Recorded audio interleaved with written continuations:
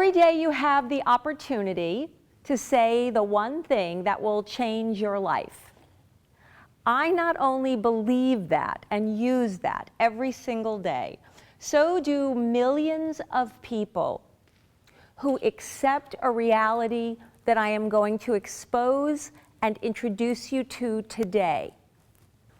What stops you in business is resistance. And resistance might seem like a, no, I don't want to talk to you. No, I already have one. No, I don't need any more. And that's the overt resistance, right? That's other people. There's another level of resistance that I want to introduce you to. So, if to the best of your ability, shake hands with yourself. Okay. So this is the you have now met the number one source of resistance in your life. And that would be what I call your ocean of negativity.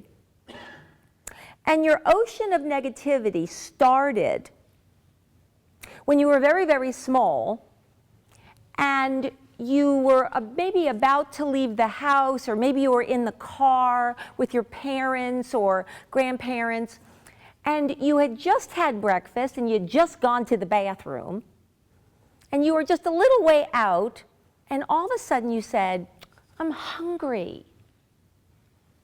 And your parents said, you can't be hungry. We just ate. I have to go to the bathroom. You can't have gone to the bathroom. Need to go. We just left the house. Now multiply this by about 1,000 times before you're 18, and you have heard the word no about 1,000 times more than you've heard your own name. You've heard no, so no, you can't go there. No, those aren't good friends. No, you can't go to that party. No, you can't have the keys. So you've actually lived with resistance from all the people around you. It could be a teacher. No, you didn't get that answer right. No, you're not going to go to that event. No, you're not selected for that project. See how this begins to creep? Anybody not make a team in high school or college? Anybody go out? Oh, I like this. I'm apparently the only one who doesn't make a team. All right. So I went out for basketball and found out that most people who play basketball are twice the size of me. And in case anybody works at UCLA or UC Irvine, both of which schools I've taught at, and I continue to, I still have 4 years of eligibility left, just in case anybody's recruiting for basketball.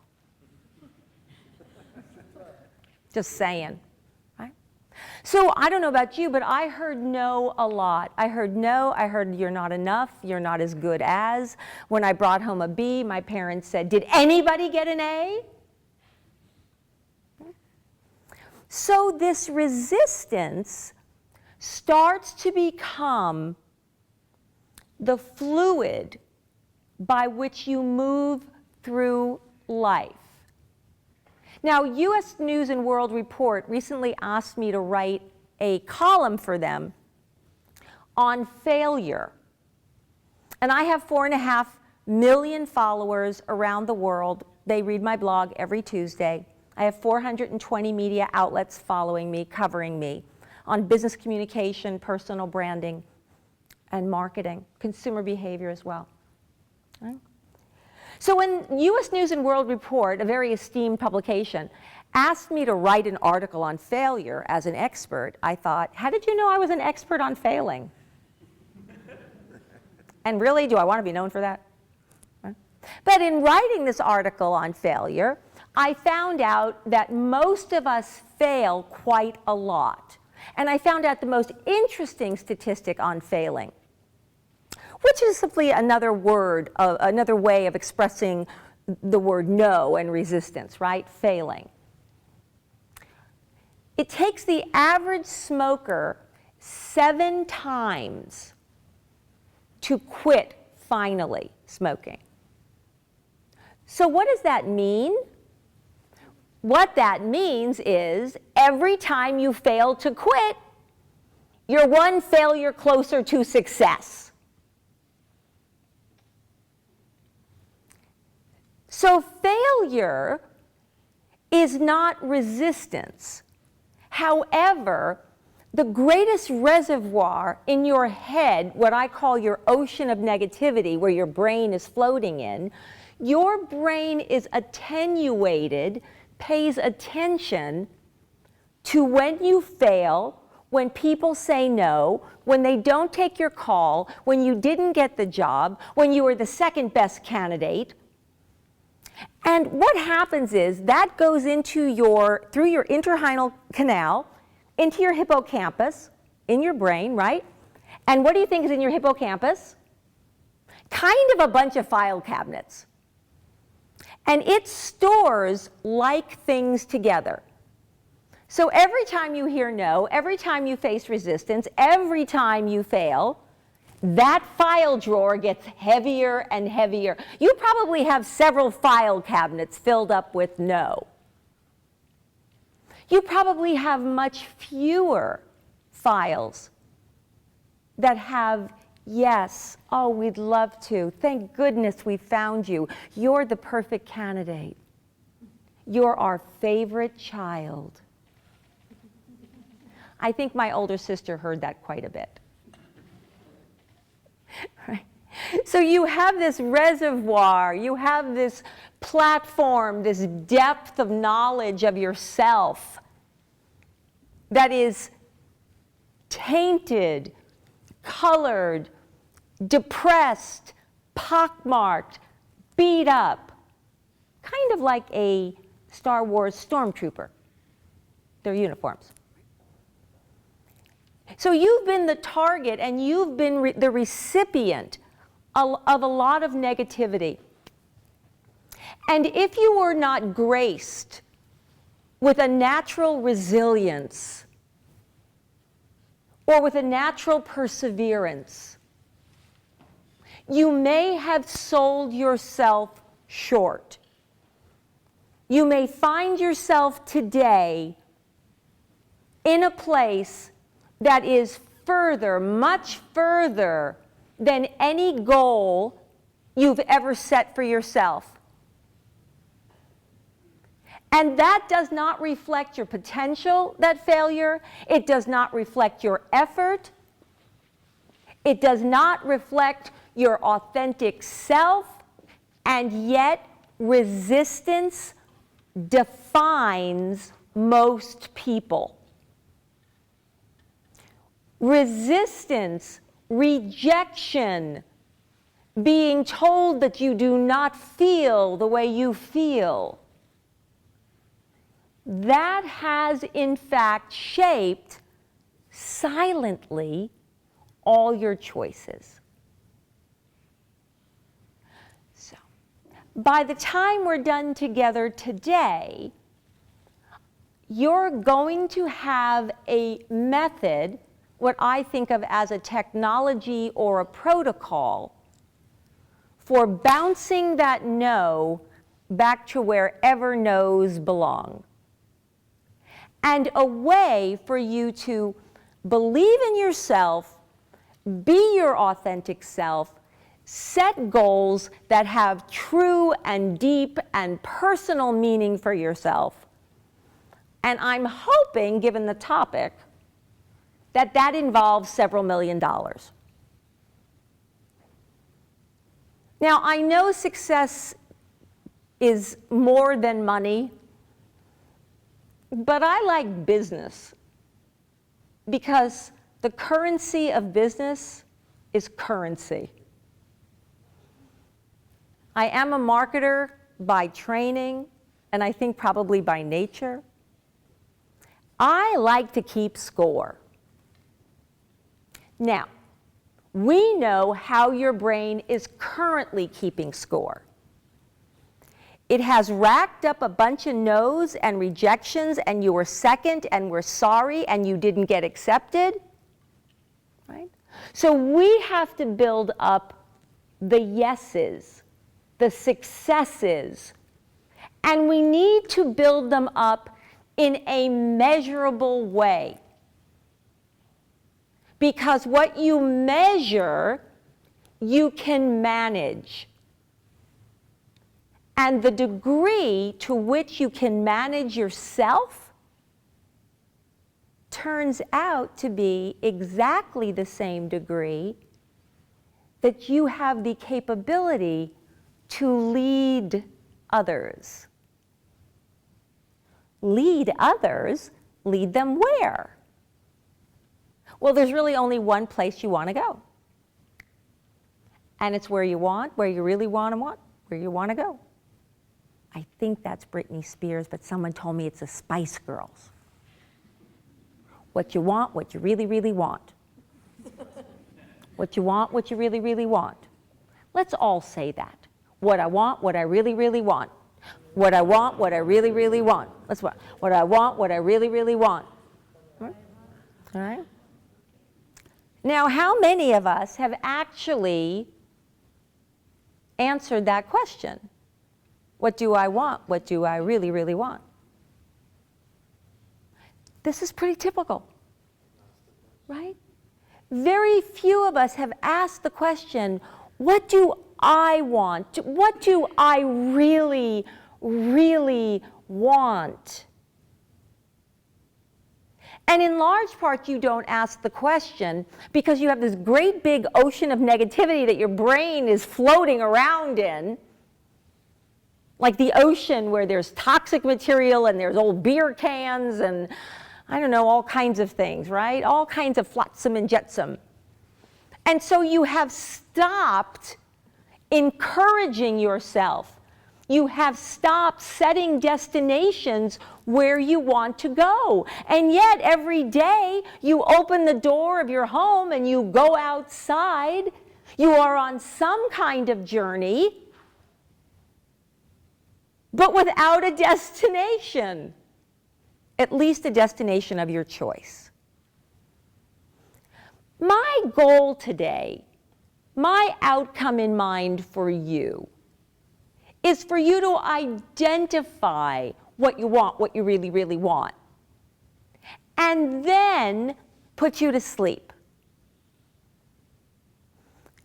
Well, not exactly as quickly as that may happen, but I want you simply to answer for yourself. Once again, I'm a metrics person. I was a statistician for the State of California Department of Mental Health before I went into advertising and marketing.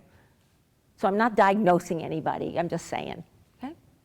But I want you to answer this question. How do you want to earn your next $1 million?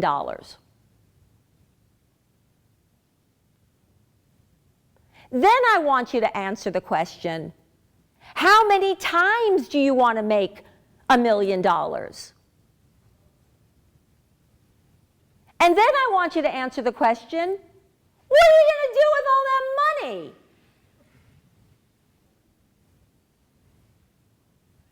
So let's pretend that we know each other really well.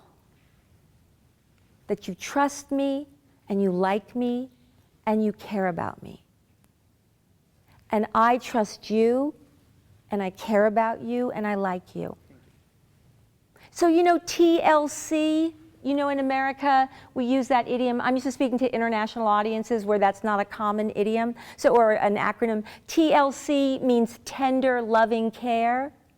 Okay, not in business. It means trust, like, and care. That's what you need from those people that you are leading toward the outcome that you desire.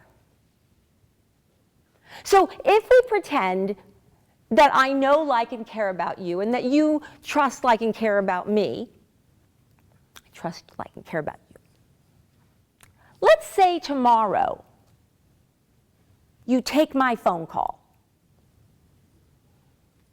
I call you up and I say, hey, I have this amazing opportunity for you. What would I be talking about? Not an amazing opportunity for me. But what's an amazing opportunity for you? How many people have it right now? One person, that's better, two people, better odds than I normally get. This is, by the way, why I don't particularly like to gamble. Because just asking an audience something live is a good enough gamble for me. Right? So two of us know what we want, what we really, really want. Two of us are ready to say yes to the perfect opportunity that earns you your next $1 million and as many $1 million as you care to accumulate. In my lifetime, and I'm really old, I'm 60, so I've had the opportunity to collect lots of millions. You're supposed to go, oh, how can that possibly be? She still walks. Okay, sorry. She manages to get around. Right? So the problem is that most of us don't know the destination, but we take to the open road, we leave our homes, and we can't really get anywhere fast until we have that destination. So where is the next $1 million? And not even where is it that I have to go, like do I have to go someplace I don't want to go? No, I want you to go where you want to go. The secret to personal branding, multi-million-dollar successful branding, the kind of branding that I've done, is that it takes very little effort. So my house is paid off in Bel Air. My cars and trucks are paid off because I got that old-fashioned mentality. When everybody in California was using their house as an ATM, I said to myself, I don't even know how to use an ATM, a real ATM. So I think I'll just write a check and pay off this house in Bel Air. And then I know I own it. So you've got to have in mind the ideal outcome for you. And it has to be two things. It has to be sticky, God bless you, sticky and juicy. So what I mean by sticky is it has to remain in your brain. It has to be so juicy, so emotionally activating, that it floats to the top of this ocean of negativity. It has to be so delicious, like the most delicious strawberry you've ever had.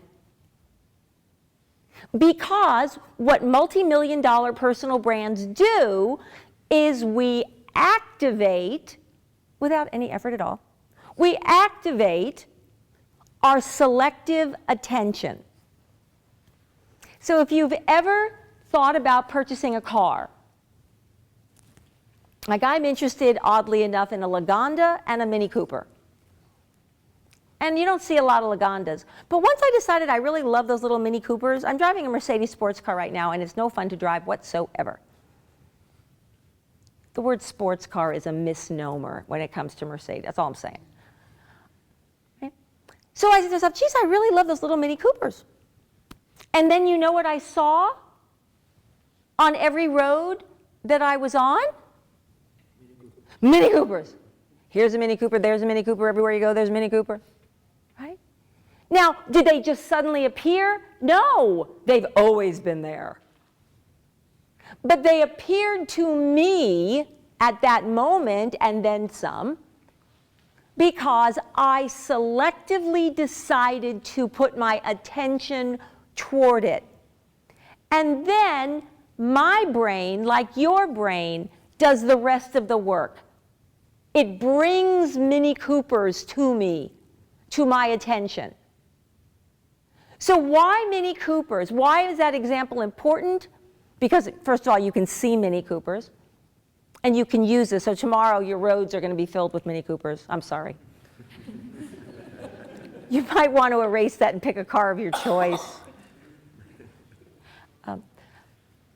It's the same reason why you need to have a definitive, crisp, clear, compelling, sticky, juicy, outcome in mind, destination in mind, how you want to earn your next $1 million. Because when you put your selective attention to work, it is no work at all for you. It's just an assignment you're giving your brain. So before you go to bed tonight, make yourself a promise that you're going to write down that if I called you and I said, I have an amazing opportunity for you, you would know exactly what I was talking about. And it would be all about you. All about what you want, what you really, really want. Unedited and pure. I call it like liquid crystal. No, not meth. Like liquid crystal deliciousness. So that's your first assignment. Tell me what you want, what you really, really want. Tell yourself what you want, what you really, really want. Identify the destination for this journey that you're on. And then close your eyes and go to sleep. Not right now, but close your eyes and go to sleep. Because it's then that your brain does its work, right? We now know from neuroscience a couple of very important things. And the first is, no matter how old you are, and I may be the oldest person here, but no matter how old you are, George Clooney looks older than I am, and he's younger than I am. I mean, it's just crazy. Okay. No matter how old you are, you still have neuroplasticity. Neuroplasticity? Just what I wanted for my birthday. No. Okay. Neuroplasticity means you're still capable of grooving new grooves and new pathways in your brain. We didn't know that 5 years ago. But in the field of personal intelligence, which has been largely pioneered in the UC system, in the field of personal intelligence, we now know that when you ideate, when you select what you want to attend to, your brain goes into your hippocampus. It finds everything associated with that goal. Every person, every action, every work sample, anything that could possibly match.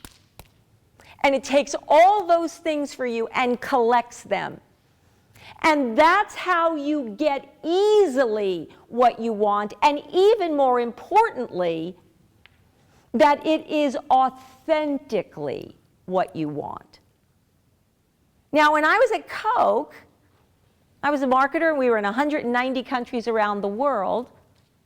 Corporate branding is absolutely nothing like personal branding. You can't look at a can of Coke and say, what do you want? What do you really, really want?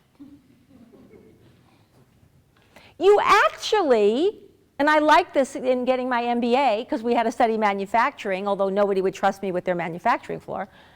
But I like this. I like the idea that I could manufacture brands and brand images and brand messages for this thing, this asset, this cup of Coke.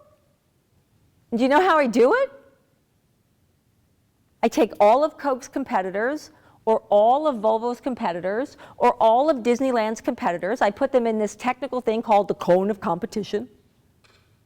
And then I put all the competition up on a war wall, and I see what is already there, and I identify what the audience is missing, and I assign those values and aspirations to the can of Coke, or to the car, or to the camera, or to anything that anybody puts in front of me.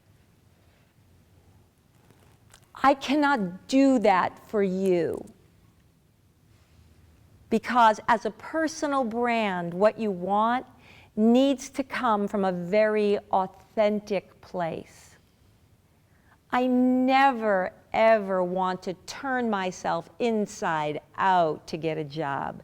I never want you to turn yourself inside out to get a loan, to get an investment, to get a job, to create a business. The idea of personal branding is clarity on what it is you want, your brain mapping out the destination, and then you are entering every conversation, presentation, and meeting with your outcome in mind.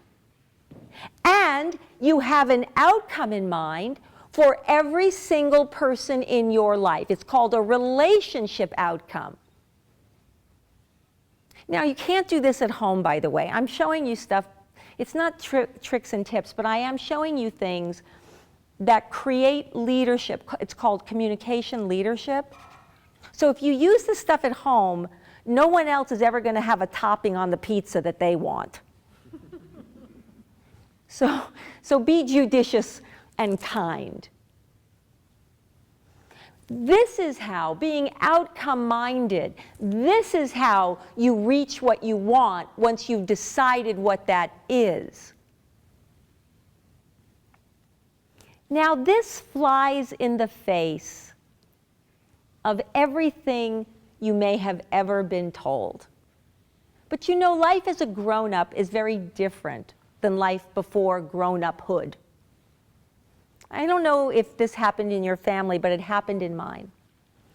My mother and father told me, and by the way, my father was a milkman, my mother was a homemaker. We lived on $400 a month in the San Fernando Valley. So if there wasn't a place called nowhere, I'd have nowhere to be from. And we had to borrow money for the nickel dues. But my parents said something that they thought would keep me safe. Maybe you heard the same thing. They said, don't talk to strangers. How many people have been told, don't talk to strangers? Right. Okay, then you go into business, and what do you got to do? Talk to strangers. Hold it, your brain says, in your big ocean of negativity. You're not supposed to talk to strangers. Okay, so then how does our grown-up brain interpret that? Our grown-up brain interprets that as, ooh, networking events are very uncomfortable and scary. You know why? They're filled with strangers. After all, they call it network, not net play. I played a little tennis. I know net play. Not really well, but I know a little. Right? So there's a lot of things that are floating around in your ocean of negativity, some which were given to you to protect you. And here's another one that's hobbling you, that's holding you back. And that is, I just saw somebody I knew. Hello to you, I'm so glad to see you. And that is, so let me roll this for tape. So there's another aspect of life that your parents probably, and perhaps teachers and other kinds of educators, maybe coaches, told you. And that is, you should always have an open mind. Wow. Put that right in the ocean of negativity. Can you imagine having an open wound and walking into a jungle? You know what crawls in? Imagine the infection and the dirt and the grime.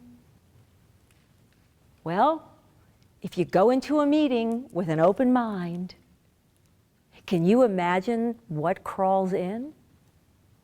Everybody else's outcomes. And that's how you get trapped. And that's how you get led instead of leading. And you don't have to be the speaker at a meeting, and you don't have to initiate the conversation. You simply have to go into every interaction with your outcome in mind. And not the big, giant, oh my gosh, wheel of wonderfulness, not the big ultimate outcome, but your proximate outcome. And all that takes is this. Before you have the conversation, before you pick up the phone, before you walk into the room, ask yourself, what do I want to see my audience do by the end of the time that we're together?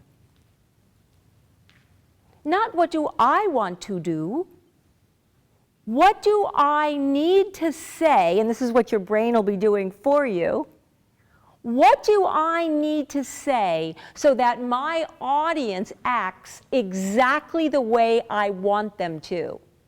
So just when I met you today, I said, would everyone please text me or email me this information?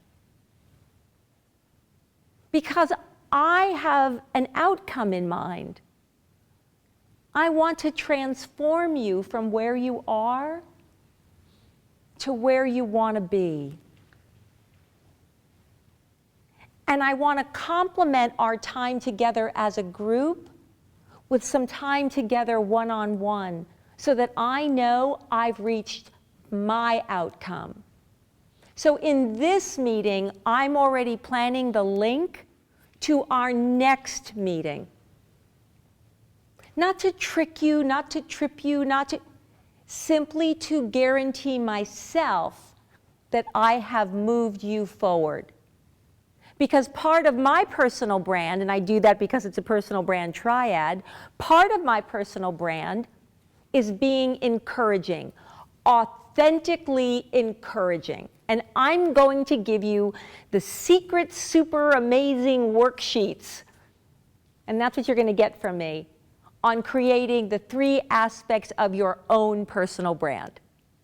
So all I'm doing with you today is being authentic. All I'm doing today is activating the person that I am in the interest of my audience. And if I do that, I know that the rule of reciprocity will kick in. Cialdini and the University of Arizona or Arizona State has documented that in survey and science report after science report. And the rule of reciprocity is this. It's best described by a teeter-totter. Do you know what I mean by teeter-totter? That terrible thing that if you're the fat kid, you're like on the bottom? I was that kid. Okay.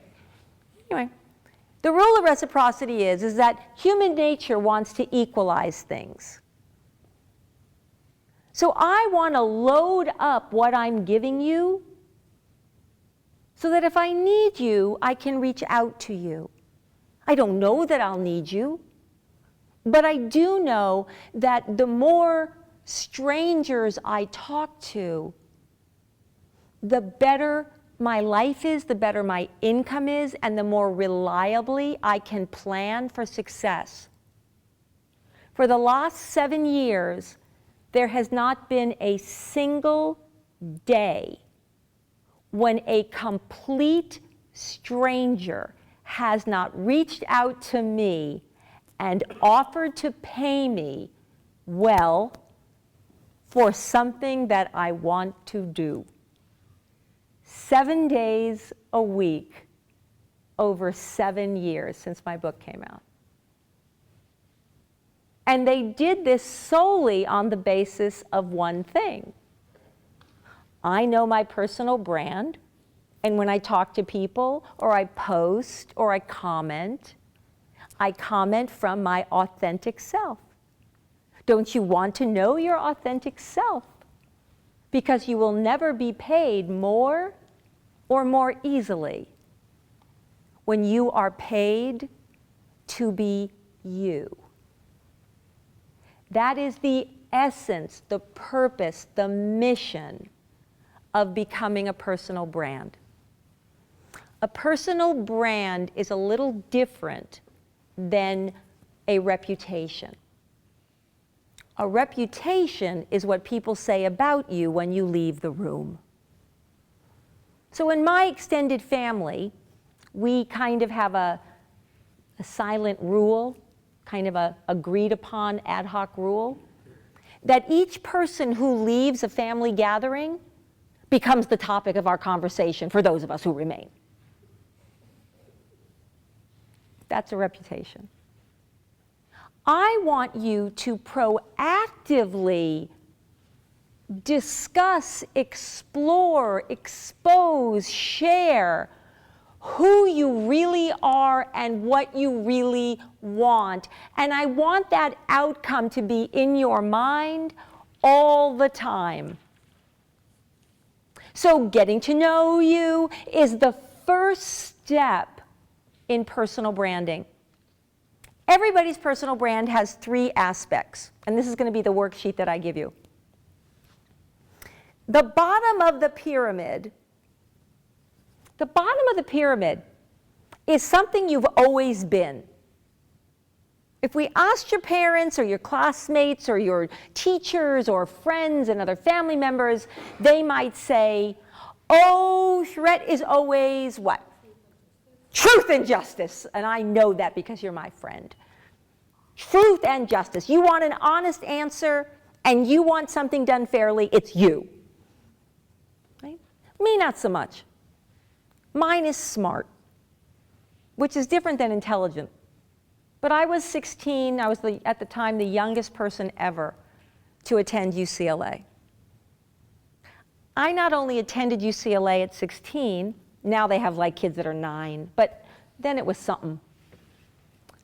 But I attended UCLA at 16 when I didn't have a high school diploma, when my parents couldn't afford to support me, when I had no housing, when I had no money.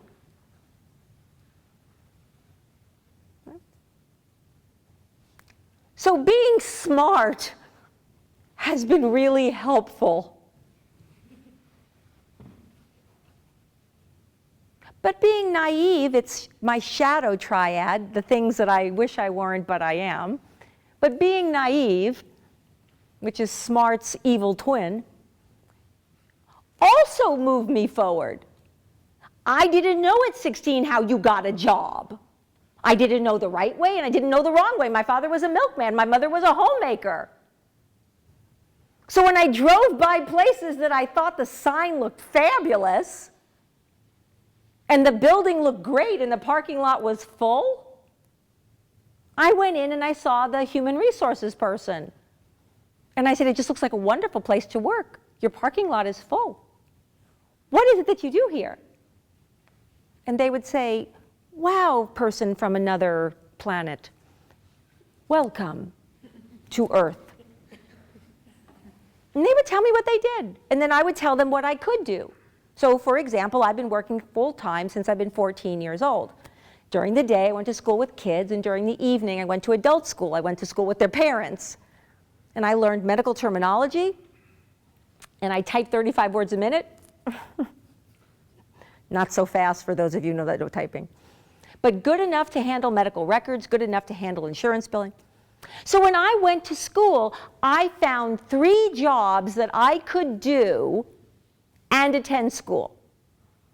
One of them was working in the emergency room between 11 o'clock at night and 7 a.m. in the morning, which is also an excellent time to do your homework and be paid for it.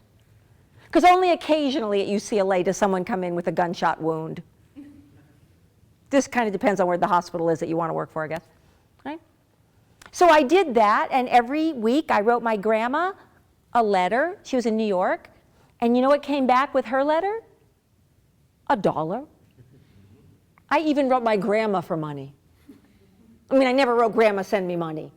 But I wrote, Grandma, how are you? I'm studying. It's hard. How are things in New York? We can't wait to see you. We could wait. But come back with $1. Right? So I worked from 11 to 7 in the morning, and then I went to school. Then after school, I worked as a psychiatric tech. Working as a psychiatric tech meant that I put a lot of people who were crazy on a bus and took them to the Getty Villa. Because when you're 16, you don't have very good judgment. And then I got paid to take class notes. So I was literally paid to take notes, because I take shorthand, to take notes, and a company sold all those notes. So I paid my tuition, I paid my books, I paid my living. When did you sleep? And I really didn't much. I also missed a lot of football games. I missed a lot of fun that there is in college. So when I had my daughter 30 years ago, I was 30 when I had her, and I had already had a career and I'd already made money. And I said to her, Molly Jo, when you go to school, and Molly's a sportscaster in horse racing, I said to her, Molly Jo, I would really like you not to work. Mommy has saved up money so you don't have to work. And she said, but I love work and I hate school. And I said, God is a practical joker. So she really went, she could have gone to UCLA for free because I taught, but she went to the University of Louisville, which cost me $35,000 just for tuition, not for the maid I sent to keep her room clean, because that skill I didn't teach her. Right? And really why she wanted to go to the University of Louisville, yes, they had a horse racing administration program, which is bossing horses around, but it was next door to Churchill Downs. So at 5 o'clock in the morning, my daughter was like, I got a horse ride here, his name is Paul Revere. She was clocking horses. Right? So you don't always get what you expect. So my experience is that you want to know what you want and you want to take responsibility, and then you only need two things to succeed. The success equation is this: action plus interaction equals success. Action plus interaction equals success. And who are you going to interact with? Your audience. So when you see your world as an audience, not as strangers, but as an audience, and you know what you want, and you come to us with your outcome in mind, that you can lead us toward the outcome you desire and be authentically who you are and live your life with abundance and also with mastery and joy. And I believe we are about to take questions. And I'm going to put some people in a hot seat if you'd like to be. And I'll do some live coaching like I do on television. Now, when we first came together, I promised you would have ideas for the roadmap and ideas for your personal brand and some tools. You now know how to train your brain. You know to put in your brain what you want, what you really, really want. You now know that strangers are really your audience. And you know that there's only two things you need to do: take action and have interactions with your outcome in mind. That's as simple as it is. Now, beyond the time that we have together, I want to give you, as I've said, an added, hopefully, really extra added value, which is a one-on-one session with me to really help you use this and other materials that I'm going to be sending to you, my gift. So please make sure that you, I think it's called whitelisting me, that you, Nance@nancerosen.com exists on your contacts so that my emails can get to you and we can continue to move toward the relationship outcome that I have for you. And should we get started on our hot seat?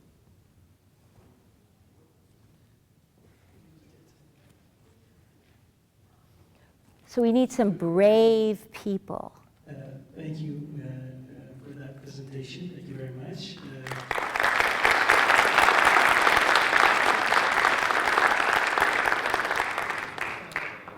And I remember you were saying, as far as being the favorite child, you know, how you had to. Well, anyway, I think I was the favorite child in my family. I think also me because I was the only child. Oh, yeah!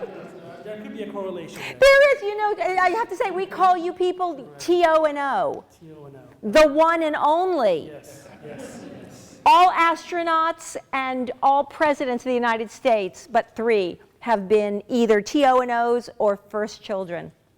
That says a lot for the rest of us, just saying. That also tells me I got a lot of work to do. Yeah, I'm not a person or just anyways, so we can, I guess, start the Q&A session, maybe, have some questions? So who needs to make a transformation? Who is in one place and wants to be in another? Talk to me. You tell us your name, sweetheart. Farah. Do you know I drove here alone because I've been speaking with those people? Raise your hand, my people. I've been speaking with those people for a week. That's my hot hashtag team. And I drove alone so I would have voice for you. So you just whisper for us. Okay, good. Yes, I need transformation. You need transformation. What exactly, where, and this, I want you to use this as a worked example. I want you to think or write down or in some way document, put into your phone, where you are now. You know, like in your map program where it does that, right? Where are you now? And then in that second line where it says on the map program, you know, kind of where you want to go. I don't think it uses where you want to go, but that's what it means, right? So where are you now? What's your current place? How would you describe it for us? I don't know where I am, but I'm basically, you know, I feel like I'm serving my family, that's all. Got it. So let me, so good. So you, a poor person, has it. So you feel like you're serving your family, and that's kind of it. That's where you are. Okay, so here's a really important word, and you're a gift. May I use you as a worked example? Okay. So, you sure? Okay. All right. All right. So, business is a thinking business. It's not a feeling business.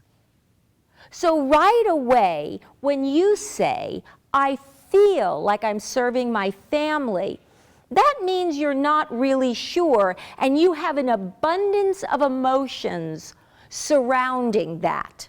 Family is a pretty loaded word. You have two kinds of emotions. You have weaponized emotions, anger, sadness, discontent, boredom, and you have transcendent emotions, mastery, joy, courage, adventure. So where are you on the feeling my family? Well, I don't have that adventures. So you don't feel adventurous? No. Okay. Do you feel discontent? Yeah. Okay. All right. And where do you want to go? Well, I feel like I need to go back. No, don't stop feeling. We have to stop feeling. Women suffer from an abundance of feelings. Like I have to say, this may sound like I'm a turncoat, but I do think that most women are really crazy. Okay, so, and I'm one of those women, so I can say that because it's my people. Okay, all right.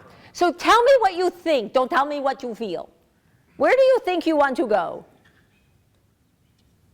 To where my dreams come true. To where your dreams come true, right? I saw that on a building just a couple minutes ago. Did anybody see the building that says where your dreams come true? No, you didn't see that. I didn't see that either. It was a little dark. I could be wrong. Okay. All right? So there's no place where your dreams come true. There's literally no place. Like you can't type that into your mapping program. So where is it? What is it that you want to be doing? Think about this. What is it that makes up your ideal day? What is it that makes up your ideal day? I've had people break down and be totally honest with me, and it's like, on a yacht with someone feeding me. Floating around, and here was the worst part, playing board games. I'm like, board games? What is with the wet and the water and all that? Really, board games? Not that I want to discourage you from having your dream life. Pick something better than board games.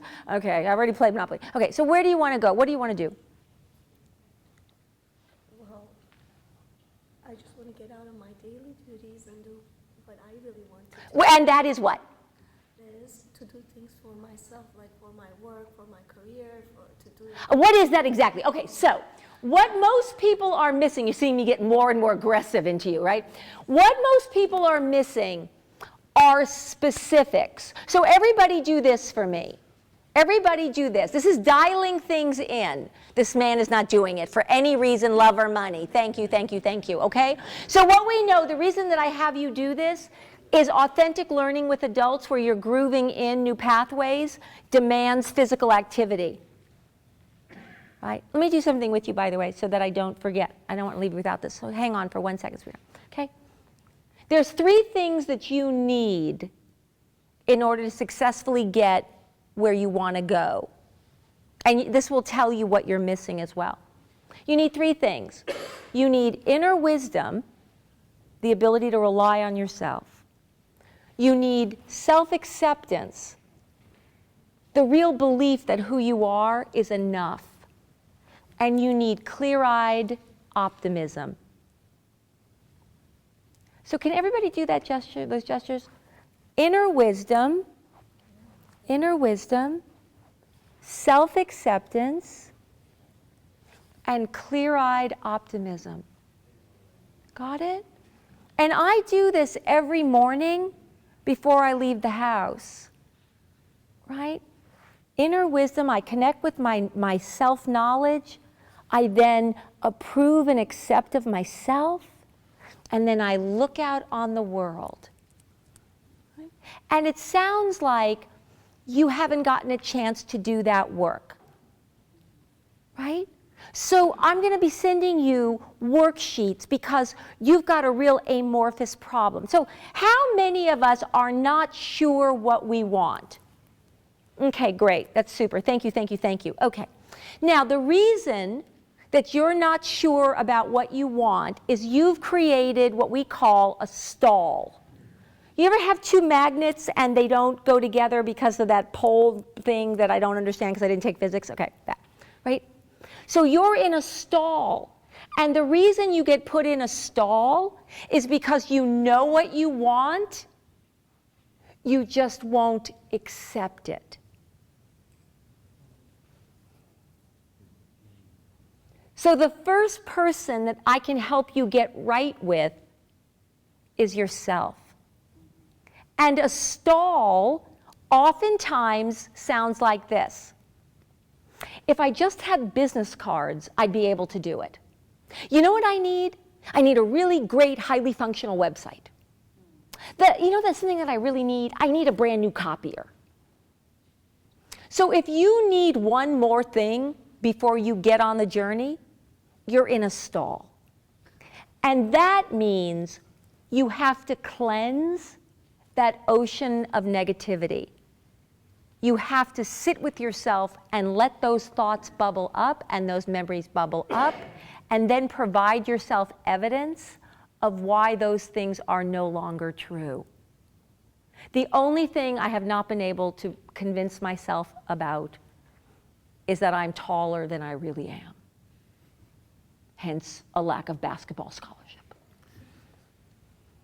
Right? So we all have a wide breadth. And the big problem that most people have is they don't want to put, what, sweetheart?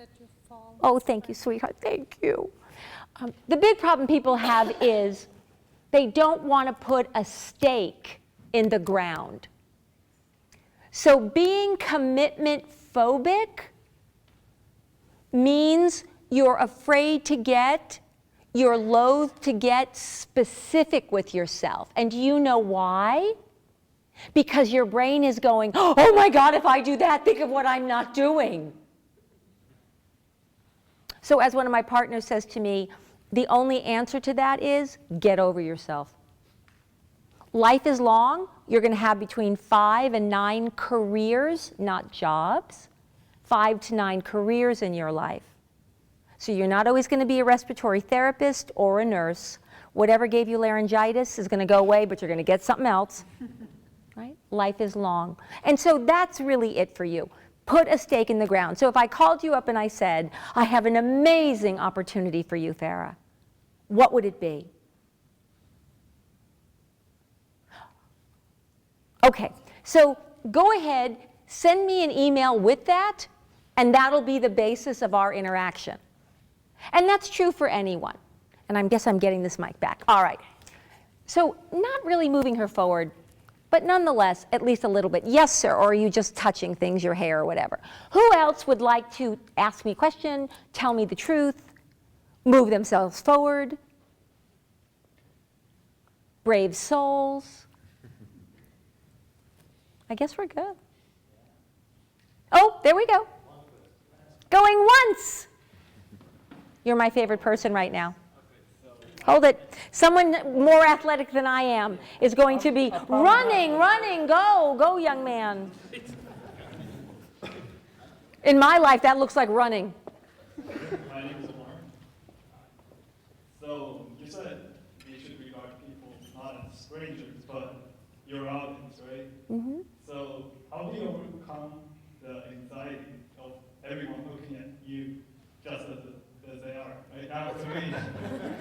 Oh, I mean, like right now or like with you? Yeah, like, Oh my gosh, okay, perfect. So there's two remedies to audience anxieties.